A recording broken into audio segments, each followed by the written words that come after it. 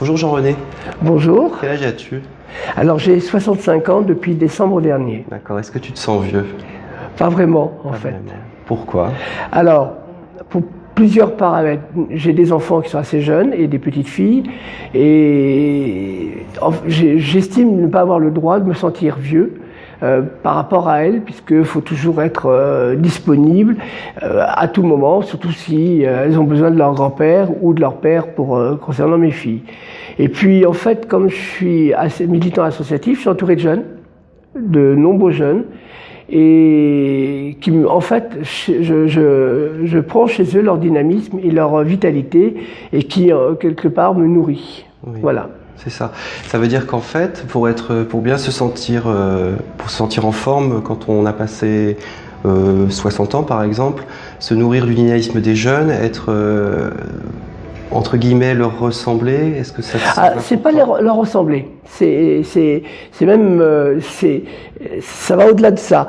Je cherche pas d'ailleurs à les ressembler, ni à chercher à copier un look ou quoi que ce soit. J'ai le mien, il est celui que j'ai depuis des années. Alors ça fait rire beaucoup de gens parce que très souvent en violet, mais c'est pas grave. Non, c'est juste pouvoir répondre à leurs demandes, voilà, systématiquement, parce que bon, on m'estime une sorte de vénérable parce que j'ai parcouru pas mal de choses, ce qui est pas, je cherche pas à avoir ce titre-là ni à transmettre quoi que ce soit ou un message. Non, c'est voilà, je suis avec eux ou avec elles parce que c'est dans les deux sens. Et c'est quelque chose en fait que je ne calcule pas. C'est de la spontanéité. Je donne, il me donne, point barre. Il y a parfois des personnes âgées dans la communauté LGBT, dans les associations, qui ont l'impression d'être un peu mises de côté, enfin, je sais pas, dans le monde du sport, par exemple, on se moque pas d'elle ouvertement, mais on dit allez papy dépêche-toi, ou il y a un travail sur la baisse de la performance qui n'est pas forcément pris en compte, c'est-à-dire on n'est pas trop attentif. Donc il y a un peu des petits mécanismes de rejet sans le dire. Est-ce que toi tu as déjà ressenti ça dans ton monde associatif? Alors je l'ai déjà ressenti, mais j'ai une habitude, je ne sais pas si c'est une habitude d'ailleurs au demeurant, c'est que j'essaie de dépasser un petit peu cela. Alors des fois ça m'affecte, c'est vrai que je trouve ça imbécile, si on peut pas, pour prendre ce terme moins méchant, mais je trouve que c'est inutile par rapport à eux. Alors effectivement, un jour ou l'autre, ils seront dans cette situation et ils vont le vivre peut-être mieux que j'aurais pu le vivre moi, ou moins bien, je ne sais pas. La vie, elle est assez surprenante au demeurant. Voilà, c'est vrai que de ce côté-là, et je connais des gens de mon âge, même encore plus vieux, qui du coup se retirent eux-mêmes, s'excluent eux-mêmes de la vie communautaire. Alors, j'aime pas trop ce mot en fait au demeurant, mais de la vie tout court au demeurant. Et des gens qui étaient dans l'associatif pendant très longtemps, maintenant on les voit de moins en moins.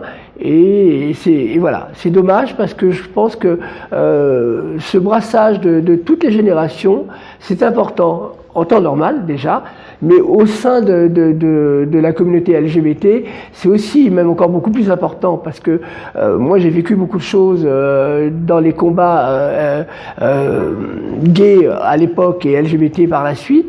Et donc, même si je cherche pas à transmettre une histoire, je fais partie de l'histoire comme les jeunes aujourd'hui font partie de l'histoire du moment. Voilà.